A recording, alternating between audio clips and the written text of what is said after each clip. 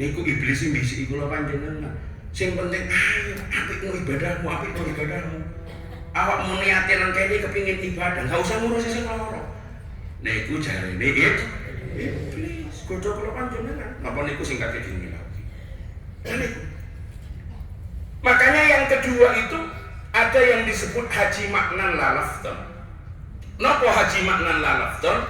Fisiknya tidak nyampe. Bisa jadi kalau sekarang karena kuotanya belum, dia sudah ngantri panjang, di tengah antrian mati.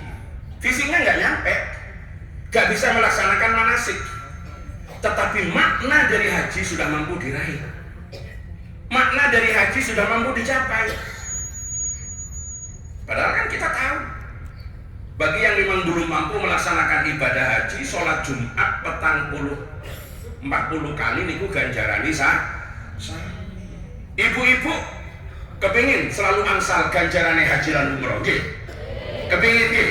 Nek panjenengan dereng saged budal, pokoke bentino serdep ngajak dhisik teng bapake. Iku ganjarane kanca. Paham nggih? Nek bapakipun wangsul disapa? Panjenengan saderenge bapake dugi pun siram sing apik. Reno-reno niku parfumipun didamel sedaya. Kemudian napa nek pun teng griyane gak usah damel jilbab, gak usah kudungan, nganggo kelambi sing rada arang-arang. Melakoni bokonge rada digoyang-goyang titik. Terus langsung tangani bapake dicekel dimbung assalamualaikum, Pak. Ya, Mas. Malam ini dipakai apa enggak? Tawakno, bendino tawakno. Lansia. Mboten napa-napa sanajane lansia tenang, Pak. Dia akan mengatakan, "Wah, ternyata saya siap hidup 1000 tahun lagi." Nah, jelas saya mboten enten masalah niku. Niku padha, Pak. Tapi mboten saged ngelaksanakan rangkaian ibadah haji. Artinya kuat. Kalau amalia-amalia yang mendatangkan pahala niku. Nah, itu dalam satu riwayat disebutkan ketika Ibnul Mubarak melaksanakan haji dan pada saat dia berada di Arafah, dia seperti bermimpi, tapi setengah sadar. Ia mendengarkan ada bisikan bahwa di antara sekian orang yang haji itu, yang hajinya mabrur, yang hajinya baik adalah hajinya Ali Al-Muwaffaq. Akhirnya Ibnul Mubarak ketika pulang penasaran, suara sing tak krungu iku nek haji sing apik iku hajine Ali Al-Muwaffaq. Apa sing dilakoni? Apa amaliyae? Pulang wangsul penasaran, dipatrosi Ali Al-Muwaffaq. Setelah ketemu ditangleti, jenengan Ali Al-Muwaffaq. Oh nggih. Ngapunten. Di antara yang sekian jamaah haji sing sae niku hajine panjenengan. Napa amaliyae panjenengan? Ali Al-Muwaffaq jawab, kula mboten siyos tindak haji. Tapi jelas kula ketingal nek panjenengan sing ibadahe sae, kula mboten siyos tindak. Lha napa? Akhirnya diceritakan sama Ali Al-Muwaffaq. Cara haji biyen, saya sudah berangkat mau melaksanakan haji. Lah biyen gak pakai antrian-antrian. Nggih, gak usah ono kloter-klotere. Nek sing jedel mriki langsung numpak napa? Unta, numpak jaran. Di tengah jalan kepanggih tiyang loro. Ono wong loro-lorone nemen. Ada orang sakit, sakitnya parah. Ngapunten Pak Dokter Fadli kalau mboten paham. Nggih, niki lagi komunikasi mewang padha Jawa Timur. Jadi lorone nemen, Pak. Sakitnya parah. Kemudian dia ngerawat, pilihannya dua. Kalau dirawat terus yang sakit sampai uangnya habis, dia tidak bisa lanjut karena kehabisan bekal. Kalau dia berangkat haji, sibuk dengan ibadahnya sendiri, dia tinggalkan yang sakit, bisa jadi di situ yang sakit sampai bahaya. Akhirnya pikirannya itu terus, mau awalnya bimbang, tak nunggoni sing loro, apa tak budal haji, terus niku mawon. Apa saya nemani ini, apa saya berangkat, nemeni berangkat, nemeni berangkat, nemeni berangkat. Pun nek cara panjenengan ningali teng sinetron niku, teng sebelah kanan niku ono sing warnane abang-abang koyo api, sing menjadi wonten sing putih-putih. Nah, bisikane padha-padha kuat. Apa pilihannya dia? Sudah, bismillah, mantap. Saya rawat orang sakit ini sampai sembuh. Kalaupun nanti uang saya habis, saya tidak jadi berangkat, ya sudah saya pulang. Barangkali saya bisa berangkat pada kesempatan berikutnya. Dilala, dirawat sampai waras, duit telas, waktu haji wis entek. Akhirnya dia tidak jadi berangkat, dia pulang. Ternyata itu yang dimimpikan dan diketahui ada pada firasat para aulia, para waliullah, bahwa dialah yang mendapatkan haji mabrur. Orangnya tidak nyampe, tapi kemakburannya dicapai. Lah kadang-kadang kalau panjenengan seperti tadi yang disarankan, waduh semangatnya untuk ibadah sampai lupa pada kesehatannya, sampai tidak sadar pada kekuatannya. Nggih mboten napa-napa. Kalau semuanya akan kita curahkan untuk mendapatkan ridho dari Allah, tapi tetap perlu diseimbangkan dimensi duniawiyah dan ukhrawiyahnya. Kita dilarang melakukan sesuatu yang membahayakan diri kita. Ada kan yang merasa senang ketika dia bisa mencium Hajar Aswad, bahkan sampai kadang-kadang pakai tim bayar. Padahal untuk mencium Hajar Aswad dia harus nyenggol, harus mendorong, harus nendang yang lain. Apa itu yang diinginkan dalam ibadahnya? Napa niku sing diarani sampai merasa pateng, merasa marem, merasa enak dalam ibadah sampai gak peduli wong liya. Ada yang kemudian merasa semangat, merasa senang untuk kemudian berlama-lama di raudhah sebelum model sing kados sakniki. Tapi dia tidak perhatikan bagaimana orang di luar juga berebut pada tempat yang sama. Napa niku sing diarani apik.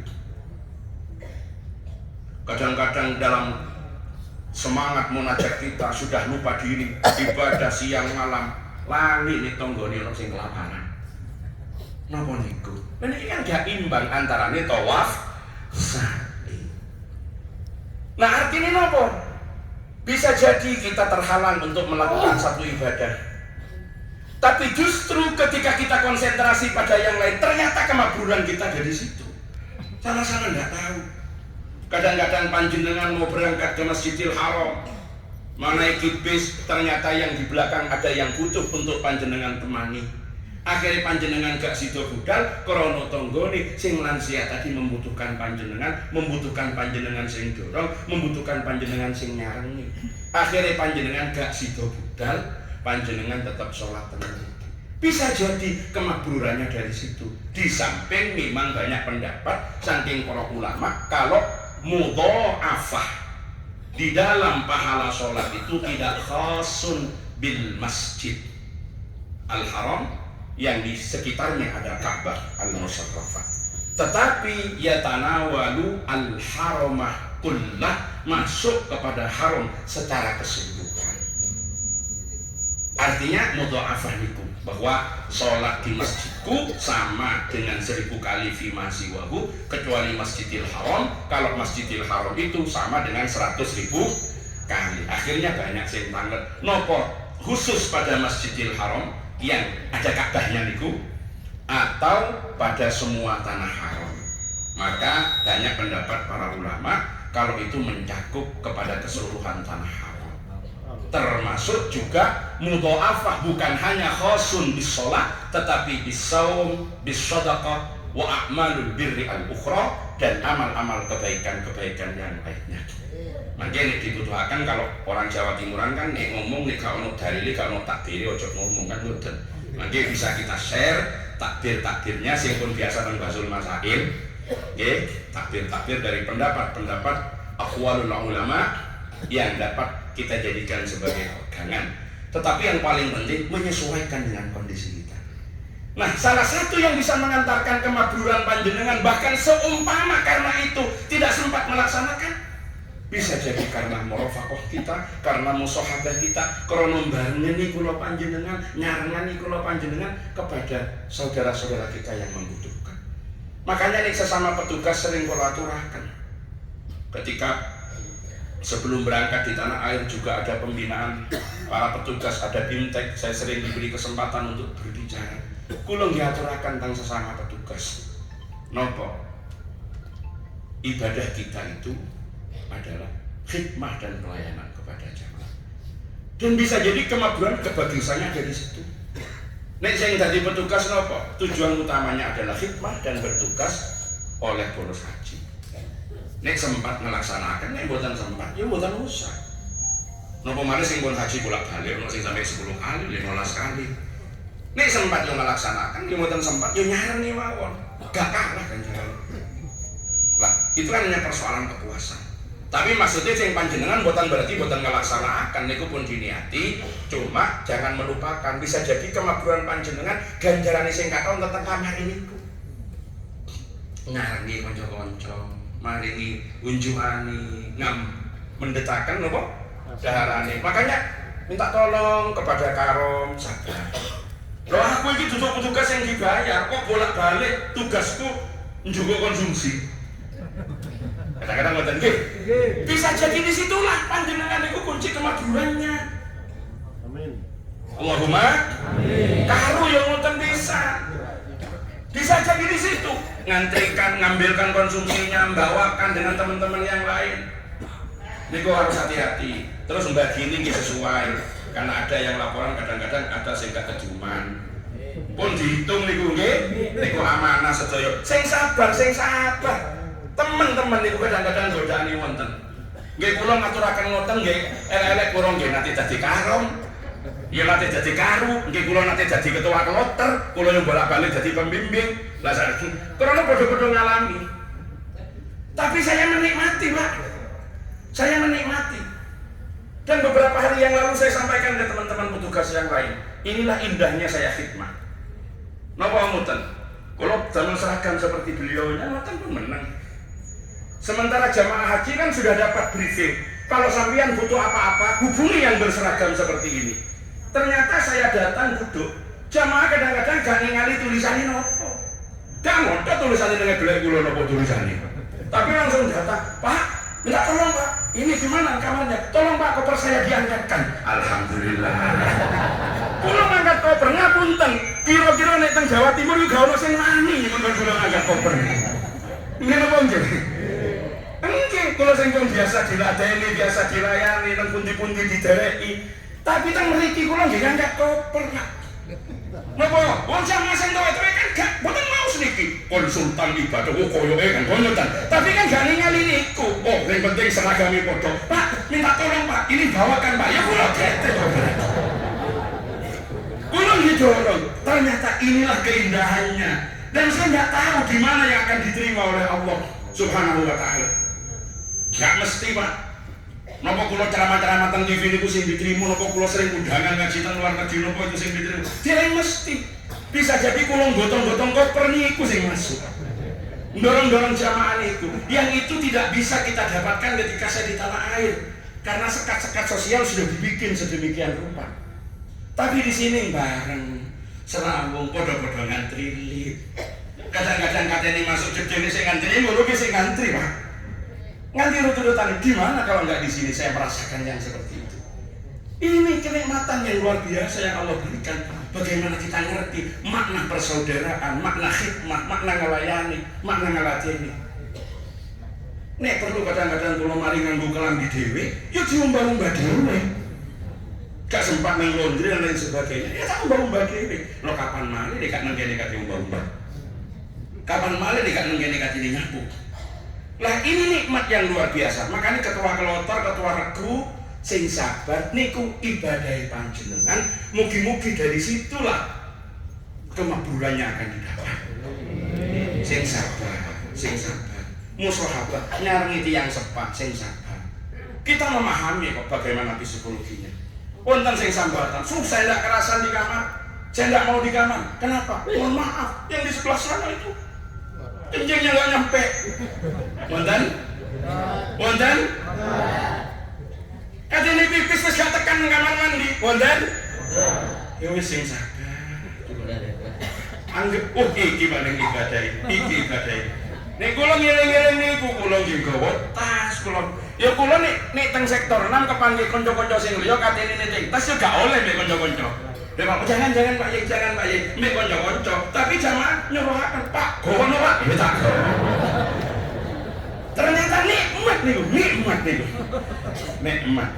Nah, disitulah naudzubillah sing nomor 3. Napa? Haji lafdon la makna. Napa haji lafdon la makna niku? Orangnya nyampe ke tanah suci, ia lakukan manasik secara sempurna, tetapi kosong dari makna. Dia nggak dapat apa-apa. Kenapa? Kebiasaan di Indonesia sing setok biasa berantem, di Gowo teng mriki berantem bisa. Nggak bisa dia hidup bersama. Karena kadang-kadang godaan ujian ini ku kata di kamar isini wong 4. Nggih napa nggih? Wonten sing 5, kadang-kadang sing sitok gak iso turu nih. Peteng sing sitok gak iso turu nih. Padang akhirnya gegeran. Nggih napa nggih? Itu terjadi. Padahal kita dikunci. Ini loh dijogo, ini dijogo. Makanya unik kajian Pak. Unik. Uniknya gimana? Kita konsentrasi ibadah kepada Allah, tidak seperti orang bertapa, tidak seperti orang semedi. Orang bertapa itu kalau ingin konsentrasi kepada Allah, dia menyendiri, dia putus dengan orang lain, biar dia konsen kepada Allah. Kita dalam bercinta, bareng-bareng, tapi yang lain jangan sampai mengganggu. Bisa jadi ketika kita ihram, kita ditemani istri di samping kita. Boleh istri ada di dekat kita, tapi ketika kita sedang ihram, kita dilarang untuk janda gurau, apalagi sampai mubasyarah dan hubungan suami istri. Nek dilakoni kenik dan nopo dang denda. Kalau Pak Insaudi ini kalau didenda tidak suka, tapi kalau didenda dia mau. Dia bilang, saya tidak takut kena denda, tapi saya takut kena dinda. Nanti gue beda tipis antara denda dengan denda. Ini sing dinda ya bapak-bapak makilan saya ya podo kepingin ini. Cuma kate-kate ngomong ya gak enak. Nah, niku ora sedaya. Bisa jadi ketika kita haji, kita ihram, kita bareng dengan musuh. Di dekat kita adalah orang yang suka memusuhi kita, tapi ternyata kita dibatasi oleh awakmu budal haji ambil musuhmu, tapi gak oleh jital, gak oleh rofas, gak oleh kita debat, gak oleh ngengkel-ngengkelan. Nah, inilah latihan yang sesungguhnya. Bagaimana kita pusatkan diri kita, konsentrasikan diri kita menghadap Allah, kita libatkan seluruh sumber daya yang kita miliki. Ada harta, ada tenaga, ada pikiran, ada ilmu, semuanya kita libatkan untuk kita curahkan dalam pengabdian kita dumateng Gusti Allah. Nanti ku mugi-mugi sedaya matur nggih. Tidak hanya lafzon tapi juga makna. Sing terakhir pesan kula, mangke nek urusan manasik panjenengan nek butuh-butuh monggo. Kita terbuka 24 jam. Maksudnya apa? Online offline. Nek wis mari WA jam 1 kok durung dibalas yo ndene sesuk. Kan tetep 24 jam. Insya Allah tetap dilayani. Semua masuk ke nomor itu akan tetap dilayani dengan sepenuh hati. Sedaya pertanyaan-pertanyaan panjenengan. Karena kita ini semangat, Pak. Yang tua adalah orang tua kita, yang sebaya dengan kita adalah saudara kita, yang lebih muda adalah adik kita, bahkan yang anak-anak adalah anak kita. Kita semua di sini adalah saudara. Kita di sini satu kesatuan. Ayo saling menguatkan, saling mengisi, saling membantu antara satu dengan yang lain. Karena yang paling dikhawatirkan sing nomor 3. Napa? Haji ini kene jenenge oleh gelare ono, tapi asar dampak dari haji tidak ada pengaruhnya dalam perbaikan kehidupan kita. Nego ni terusi wong Jawa jenengi Haji Tomat. Napa Haji Tomat nang Mekah tobat wis mulai kumat. Alhamdulillah. Mudah-mudahan kita dijauhkan dari itu semua. Kita datang ke tempat ini, kita katakan ketika kita masuk ke tanah haram, ji'naka min biladin ba'idatin bidunubin katsiratin wa hajatin katsira. Ya Allah, kami semua ini datang dari tempat yang jauh, membawa dosa-dosa yang sangat banyak, dosa-dosa yang terkait dengan hubungan kami dengan Engkau dan dosa-dosa kami dengan sesama. Maka kami datang ke tempat ini mengharapkan ampunan-Mu ya Allah. Kita datang dari tempat yang jauh, datang ke sini dengan membawa hajat-hajat kita yang banyak. Maka kami mohon kepada Engkau untuk Engkau kabulkan hajat-hajat kami ya Allah. Itu yang selalu kita panjatkan, Pak, di dalam doa kita. Yang selalu kita sampaikan ketika kita sampai di sini. Kita ingat bahwa semua kita ini tujuannya adalah untuk ibadah. Di sini kita mengingat besarnya dosa-dosa kita. Dosa-dosa yang kita lakukan kepada orang tua kita. Bagaimana orang tua kita yang telah mendidik kita, membesarkan kita dengan penuh kasih sayang, tidak mengharapkan apapun dari kita. Betapa orang tua kita sering terbangun tengah malam karena tangisan kita. Betapa orang tua kita sering membersihkan kotoran-kotoran yang ada pada kita, yang kita belum pernah kerjakan saat ini, sampai saat ini kepada orang tua kita. Kalau orang tua kita memberi kepada kita, tidak pernah berpikir dan tidak pernah membutuhkan balas budi. Tapi ketika ada, punya kita dipegang orang tua, kadang dianggap sebagai hutang dan titipan. Kadang-kadang orang tua kita memanggil, kita tidak datang. Kadang-kadang ada kata-kata kita yang menyentuh dan menyakiti perasaannya. Orang tua kita sakit berbaring, kita dihubungi tidak respon. Padahal kita sibuk dengan urusan diri kita sendiri. Itu ingat yang pernah kita lakukan. Bagaimana seorang suami yang kadang-kadang menzalimi istrinya, tidak memperhatikan hak-haknya, abai terhadap kewajiban-kewajibannya.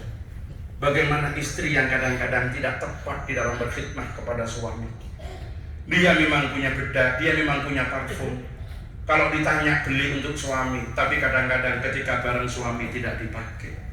Dipakainya ketika ke tempat lain dan bersama dengan orang lain. Ketika suami datang kerja, kadang-kadang tidak ada bulan sudah menemani. Padahal kalau mau ke pasar dan mau arisan, dia dandanya setengah mati.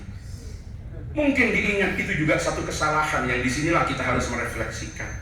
Bagaimana tanggung jawab kita kepada anak-anak kita, kepada sesama. Kita ingat semua kesalahan-kesalahan kita, sehingga kita tidak sibuk dengan mengejar ego kita ketika kita di sini. Ini insya Allah yang akan menambah pada kesempurnaan pelaksanaan ibadah kulolan panjenengan sedaya. Terakhir wau wonten petugas hotel yang mriki, paham nggih? Napa niku terus? Napa terus? Nggih, mohon maaf, minta tolong di hotel ini tidak boleh merokok. Ternyata sudah ketahuan banyak yang merokok. Nah, ngapunten sing bagian ahli hisab. Podo-podo, cuma sing penting lah nopo carane nahan. Iki kulo ditakoni wong kok. Loh, sampean ini merokok, sama, tidak jauh beda. Cuma saya kok tidak pernah melihat sampean merokok. Kan saya tidak harus merokok di tempat terbuka. Dan tidak harus ketahuan orang kalau saya merokok. Tapi saya juga sama kok. Sama nggak begitu. Kalau selama di Mekah kok nggak kelihatan, ya tinggal bagaimana saya menahan. Sebagaimana ketika berpuasa. Sami mawon sing rokokan. Oh, gak tahu carane ceritane wong nahan kaya apa, sami. Cuma karena di sini tidak boleh, ya kita ikuti. Nggih? Kita ikuti. Kalau seumpama badhe merokok nggih, monggo teng Jawi. Tapi nek saged pelan-pelan ditinggalkan, insya Allah lebih sae. Napa maneh tepae teng mriki. Karena kan kumpul ambek kanca sak kamar, kancane kan mboten sami. Bisa jadi sing laporan yo kancane bisa sing gak seneng, cuma kate ngomong gak enak. Nggih napa nggih? Ayo wis podo-podo saya ini. Kemudian ada titipan informasi dari Pak Kasektor juga. Hati-hati kalau nyebrang karena kemarin sudah ada kasus dari kloter 19 SUB. Nah, 18 insyaallah 18 SUB niku kecelakaan ditabrak motor dan meninggal. Mudah-mudahan dosa-dosanya diampuni oleh Allah. Sudah dicatat dia sebagai orang yang haji dengan azam dan niatnya, bahkan dia sudah umroh. Mudah-mudahan diterima dan tetap mendapat kemakburannya, walaupun itu dia sudah bawa di dalam menghadap Allah Subhanahu wa Ta'ala. Hati-hati Bapak Ibu kalau nyebrang, ya sopir mereka kata Sultan. Kemudian yang paling akhir, monggo ikuti aturan yang ditetapkan baik oleh pemerintah Arab Saudi karena kita bertamu. Kita memegang falsafah kita yang kuat, di mana bumi diinjak, di situ langit dijunjung. Termasuk ketentuan dari PPIH Arab Saudi, termasuk juga himbauan-himbauan dari para petugas kloter yang menyertai panjenengan, karena kepatuhan kita pada aturan itu bagian daripada ciri daripada kemakmuran, kedisiplinan kita. Bayangkan ketika kita ihram, kita tinggalkan sesuatu yang asalnya boleh karena ihram menjadi tidak boleh, apalagi memang yang tidak diperbolehkan. Tentu kita harus lebih semangat untuk meninggalkan itu. Jaga kesehatan, jaga semuanya. Boleh panjenengan mau umroh berapa kali boleh, tapi ukur. Ojo sampai kita mengejar sesuatu yang kecil ketinggalan yang besar. Ya kita tidak banding-bandingkan. Nanti nih panjenengan setelah selesai hajinya kok ada kesempatan, monggo bisa bolak-balik. Sekarang diatur mawon, utamanya yang memang kesehatannya tidak memadai. Nih sing nom-nom kemudian kuat nggih monggo, tapi tetap kontrol ini, kontrol kesehatan. Kontrol itu, karena itu bagian daripada menjaga kehormatan arwah yang masuk kepada daruriyatul khamsah, kepada sesuatu yang daruriyat yang harus kita jaga. Niki para rawuh sedaya rono panjenengan pun kata sing ngantuk kula cuma ngajak donga nggih.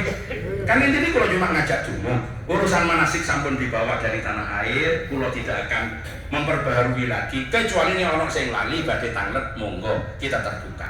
Ikuti sesuai dengan keyakinan dan apa yang telah menjadi pegangan masing-masing. Gak usah masuk pada perbedaan pendapat. Gak usah masuk pada perbedaan pendapat. Nopo sing panjenengan pahami yang diajarkan di tanah air itu yang dikerjakan. Tapi kalau panjenengan mau konsultasi, kita terbuka 24 jam untuk memberikan layanan bimbingan kepada sedaya para jamaah. Semangat nggih? Tetap semangat, sehat nggih? Insyaallah haji. Amin Allahumma. Niki para rawuh sing saged kula aturaken, monggo panjenengan nek wonten waktu setiap waktu mau ke haram nggih, tapi diukur kalaupun sholat di sini kudu yakin sama-sama mendapat pahala yang dilipat gandakan. Kula nyuwun kepada pembimbing-pembimbing mengatur iramanya untuk sholat 5 waktu siapa yang jadi imamnya, dan sertakan 5 atau 10 menit setiap selesai sholat ketika waktunya kondusif untuk menyampaikan pesan-pesan atau tausiah-tausiah keagamaan. Mumpung teng mriki mboten napa-napa, walaupun gak ono jadwale, gak ono aturane, gak ono undangane, yo mulai yo gak ono amplop bisa. Tapi disinilah ladang khidmah kita, disinilah ladang khidmah kita. Pun perbanyak berbagi, dan gak usah ngantri, perbanyak berbagi. Panjenengan nek butuhaken kula, panggil mawon teng mriki, kula jugi. Tapi nek nyampe tanah air urusane rada beda. Mboten guyon. Ya, guyon. Padha mawon teng mriki padha. Jadi artinya apa? Ini kesempatan kita, ladang kita sekarang untuk kita banyak berbagi. Sehat selalu, semangat selalu. Mudah-mudahan mabrur.